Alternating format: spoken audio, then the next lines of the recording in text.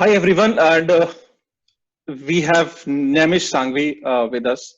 So I don't have to introduce you much about Nemish Sangvi. So just for a formality, Nemish Sangvi is founder of CoinCrunch India, and by just looking at his face, the smile which he brings with him, I mean, his personality, his aura is amazing, and we all are inspired by his story in his recent visit to Indonesia. So without wasting any more time, I really want to jump into questions because I have a lot of questions in my mind right now.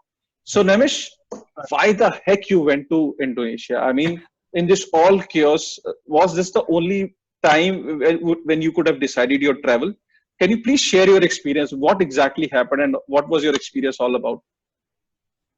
Okay, so I will keep it quick. Okay, the plan Yeah. was to go to Indonesia and Malaysia. Hmm. So we decided to not go to Bali specifically, but we wanted to go to some remote other islands and then Okay. also go to Malaysia to see some orangutans. And the plan was made in October with a friend of mine, with a couple of friends of mine from Poland. Okay.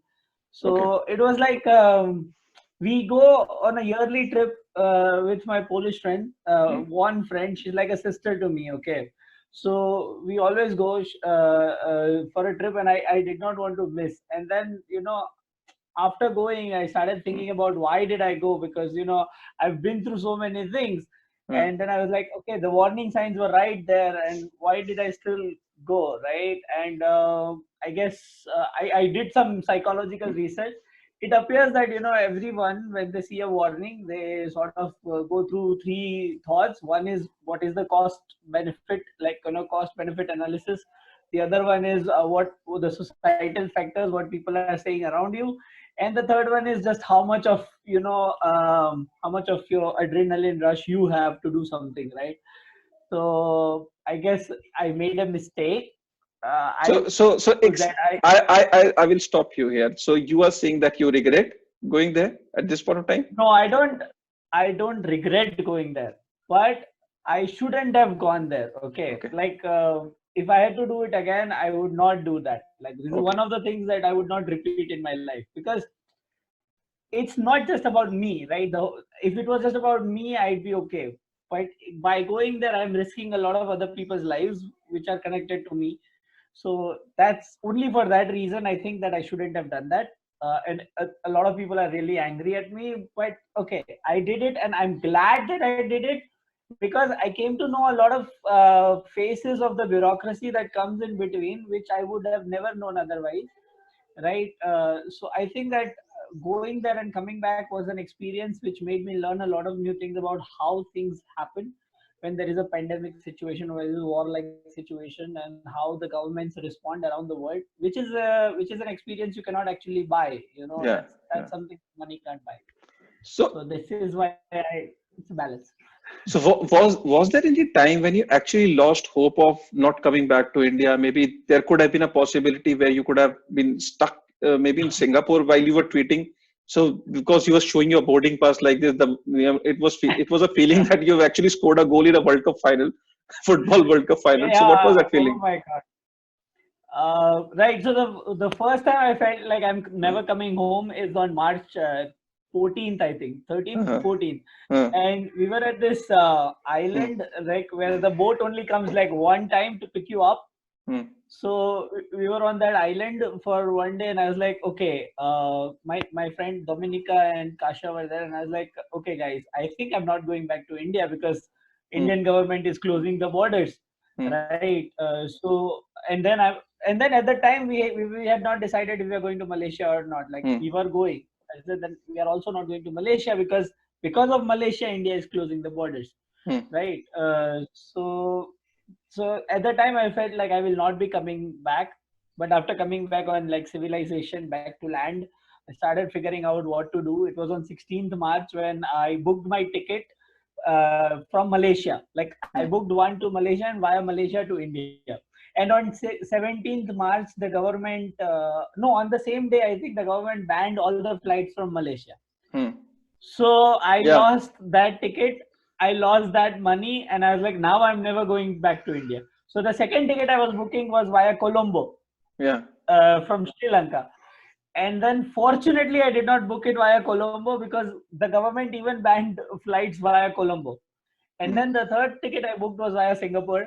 And I was like, okay, via Singapore, everything is open. I can make it. I made it to Singapore. I stayed at the airport for the whole night. In the morning, I had a flight at 8 a.m. Air India to Delhi. And the guy opened my passport and he saw a Malaysian stamp on it, because while going to Indonesia, I had stayed in Malaysia airport. Like I had booked two separate tickets instead of one transit ticket. So I had a in and out pass of the same day with 2 hours duration in Malaysia. He saw it and he's like, I cannot let you go because the Indian government has ordered that you cannot go. We should not allow anybody to come to India who has a Malaysian entry pass. Okay. And I was like, okay, God. I lost it. I went to the other airline. They were like, we can't do anything. We can't send you back to Bali because now Indonesia also needs a visa. So I can't go back to Bali. I can't come back to India. And I'm in Singapore. I can't go into Singapore because they also have regulations. So where you would have gone?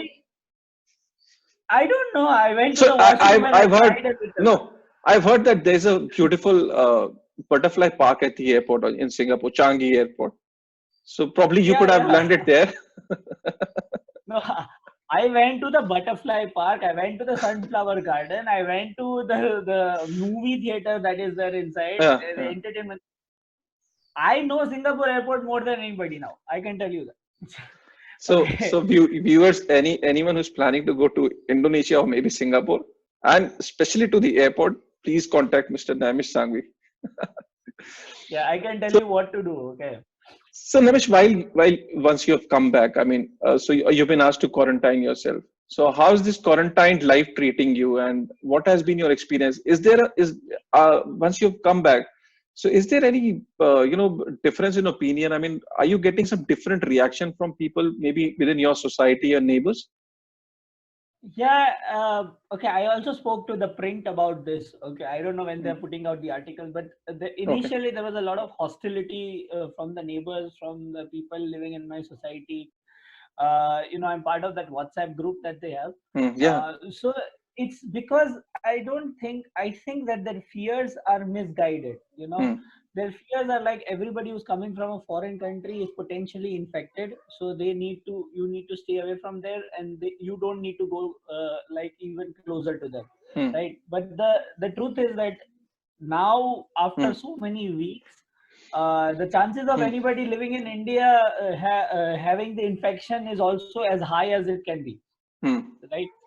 So that kind of fear is misguided. I still feel sometimes that it's still misguided because I see people gathering downstairs, and I am in my room and I don't go out of the house, and they are gathering downstairs. So I don't understand that what will make them realize it, right? So that's why I felt that there was a lot of hostility against me because I come from a foreign country, and there are a couple of other people who had come from the US who are also facing the same kind of hostility. So that happened with respect to, but some of the neighbors are really helpful.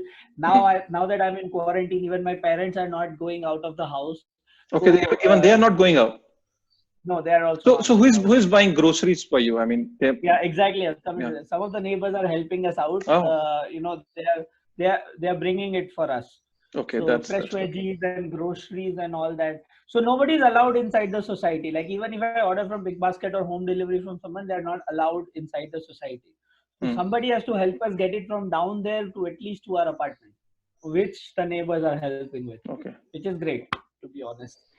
So there are neighbors who are questioning you and looking at you with doubt, and there are neighbors who are actually helping you out as well. So that's the after 6 or 7 days now that I've been in home quarantine, they trust that I'm not going to get out. I'm not going to put them at risk. So now everybody's cool. Like everybody's kidding, joking around. Yeah. Okay. So I mean, I'm sure. I mean, this is like a tough time for you and for everybody who's actually at home. But for you, especially because since you've gone through a lot in the recent past. In fact, so that's the reason I was wondering that your Twitter handle, your personal Twitter handle, has kind of become a very interesting thing for all of us. So every day in the morning, when we look at it, and the way you're able to explain your problems, your fears, your worst fears in such a casual way, in such an easy way. I mean, how you actually manage that thing? Does it come very natural to you, or it is deliberate, or it is like very instant. You're very instant on Twitter, because since we also run a Twitter handle, as you know, and we know it is quite tough to actually bring in content. But in terms of content, your personal Twitter handle has become like really a big hit, you can say. I think I don't really think too much before tweeting. Okay, like Uh, I don't really plan it ahead, or I don't like. There is a reason why there are spelling mistakes on my Twitter, because I should at least reread them before posting them. Okay, mm, sometimes I don't do that. mm, Like, but the thing is that I think that we could be scared of a lot of things, but there should be some parts mm, where you can have fun. You know, mm, I'm not going out of the house. I'm not risking anybody's life, right? I'm not even going into the balcony, so I'm not risking anybody's life. I'm spending time at home, eating good food, exercising, mm. maintaining a diet, everything, and it's not tough, to be very honest. So I have a mind space which allows me to be like funny on Twitter, like mom coming in and applying haldi on my leg because a cousin told her to do so is a funny thing for me. No, Like it's a funny I thing, but it happens in everybody's life, but nobody. But there are very few people who are able to actually express it on Twitter, and you share so many personal things on Twitter at times. But people have actually accepted that, and you have become a storyteller, and you've created your own nation on Twitter. I think but the reality is, very honestly, I'm telling that there is a lot that goes on into the personal life that Hmm. really doesn't go on Twitter. Okay, at the end of the day, I don't think about posting everything, and I before posting everything, but it still is curated. Okay, Twitter or any social media at the end of the day Hmm. is always curated. Okay, you know exactly what you're doing. Sometimes you make a mistake, you delete that tweet as well. Sometimes you get carried away as well, but at the end Hmm. of the day, it can show what kind of life you have. It makes Uh, a pattern, right? Absolutely. And there is a part of a pattern which stays personal to me, so that doesn't go out on Twitter, right? Okay. So even if, say, for instance, my girlfriend would be like, why did I not come to know about this before you posted on Twitter? So I have to say, like, well, Twitter is my thing, right? You get information that doesn't go on Twitter, but sometimes you don't get information that goes out on Twitter, so it's Yeah. all connected. So what is the state of crypto media right now? And what do you think are the major challenges? Because I just wanted to understand, are those challenges are associated with us only, or you also face those challenges? You just wanted to understand that what is the state of crypto um, media, and if this if this thing is not addressed, so I don't think so that even the good media will I don't know will how the good media will survive in this industry. So how important is the survival of good media? When I say good media, a media which is like neutral, which is unbiased, and what challenges you are facing since you are running one of the most important platform in this industry. Um, okay. First of all, I think good media will survive. I don't have a Hmm. doubt that not all of the media will survive. Maybe tomorrow CoinCrunch or Coin Crypto Qanoon will Hmm. survive, but a couple of others will not survive. Hmm. Or maybe us, we decide to go another route and Hmm. somebody else takes over. Right? It can Hmm. anything can happen. But situation wise, if you are able to, like, this is a very Hmm. personal thought, if you are able to bend your Hmm. knee a little bit, right, then you can do better in the industry, you can make money in the industry. But Hmm. if you are ethical and sort of hell bent on certain rules and regulations, it's Hmm. difficult. Not impossible, it's difficult. Okay, Hmm. so the when the ruling came out, okay, we got a lot of I think you guys also got a lot of opportunities to advertise and all, but when you go through all these opportunities, you don't really trust them. Hmm. Not a lot of things are trustworthy. Hmm. So for us it becomes a little more headache, because for you and me, for instance, because we have to actually scrutinize through all Hmm. the opportunities that we are getting, and then we have to renegotiate what are good and bad, and that takes up a lot of energy, Hmm. right? On the other hand, media house which is doing just like TA's signals and technical analysis and juicing on the SEO game, those guys are doing good because they can just put press releases into one section and get over with it because they are able to churn out 20-30 articles in a day. So press release will be buried. But for someone like you and me who tweet or who write very judiciously, one press release or one sponsored post will also have to be scrutinized well.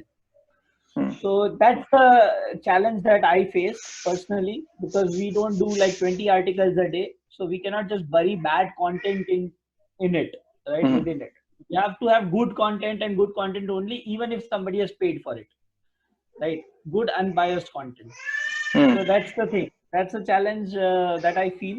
And there will be some way to overcome it. But if you see the mainstream media models like News Laundry, The Ken, or Economic Times Prime or BQ Prime, or the subscription models that you see, it's very difficult. Like there is a lot of infusion of funds required first to make a position.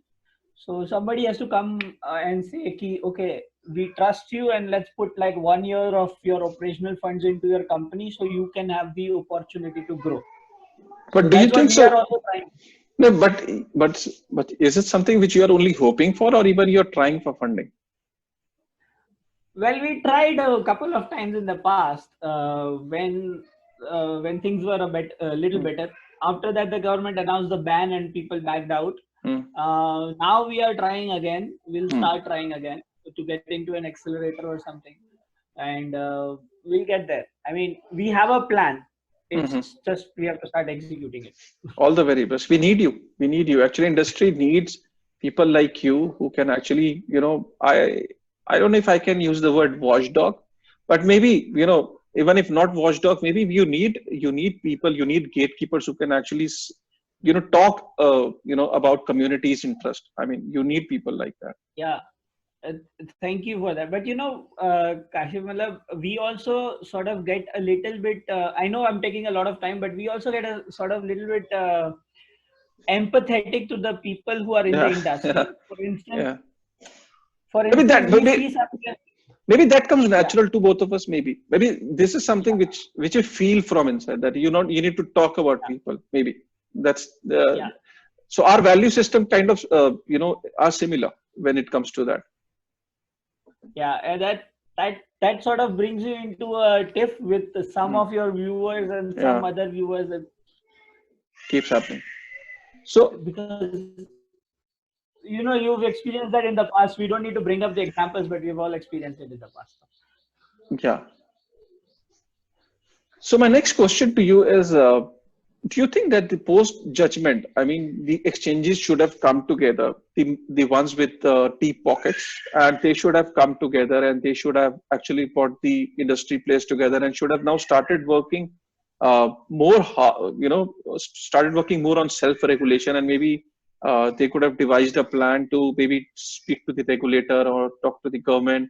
There should have been some initiative. Don't you think so? Even after judgment, all the exchanges have actually kind of got into a race of acquiring more customers and more numbers and more volumes, rather than actually working in a direction where it is required. Don't you think so? What is your opinion on that? I don't have an opinion. My opinion would be they should come together, but I know the reality. The reality is that even when the RBI banking ban came out, some of the exchanges didn't come together, right? Some did, and the other ones were trying to stay away from it. There is an ideological difference in these exchanges, how they operate, how they work, right?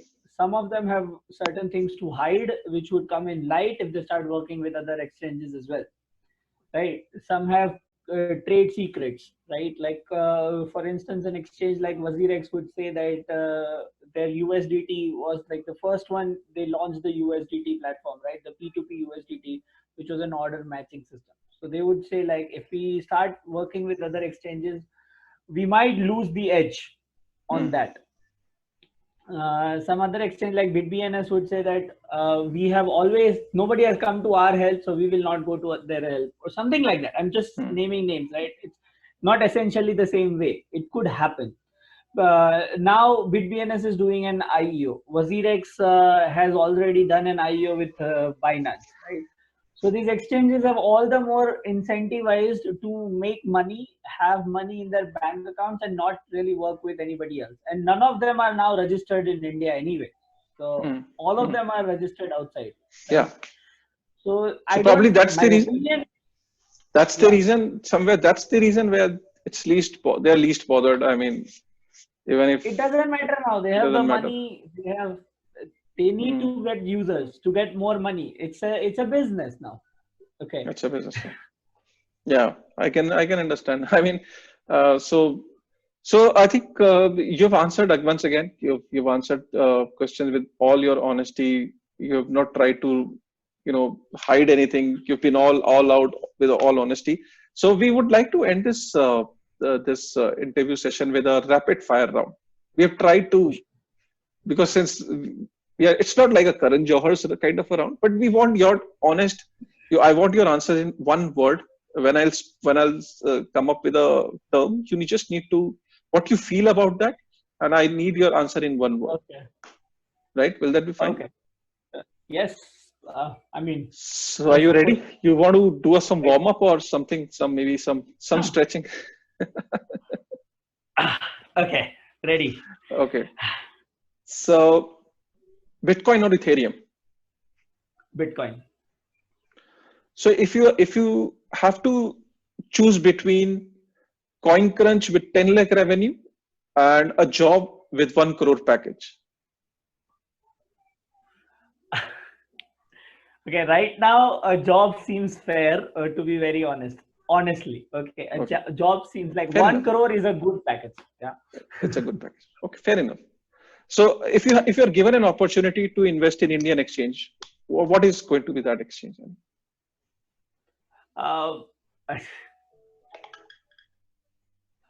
None of the ones that are existing. Probably a new exchange. That's a big one. So CZ. CZ, good guy. Too much tweeting. Okay. What about these blockchain funds? Exchanges are keeping aside these days. Okay, great question. Because I know for a fact that not all the companies are working on blockchain, but now they will be forced to, sort of make it look like they're going to work on blockchain to get access to these funds. Okay, so they are keeping aside. It's a good thing. More startups will get funding, but definitely blockchain is not required in a lot of those cases, for sure. What is your opinion on most of the YouTubers in India? There are a very few ones who are genuinely good. Others are just there to make money. And at the end of the day, if you're very good at something, you don't do it for free. And if they're doing it for free, that means they're trying to rob you off. If they're giving you advices and signals and everything, so be very careful of them. Coronavirus. It will pass. I mean, it's difficult, but it will pass. Indonesia. Lovely place, great food, vegan food. Okay, but yeah, some parts of vegan. I did not know Indonesia is so big. Just open the map and see, it's huge. It's like it's comparable to some of the Indian states together. It's huge. RBI.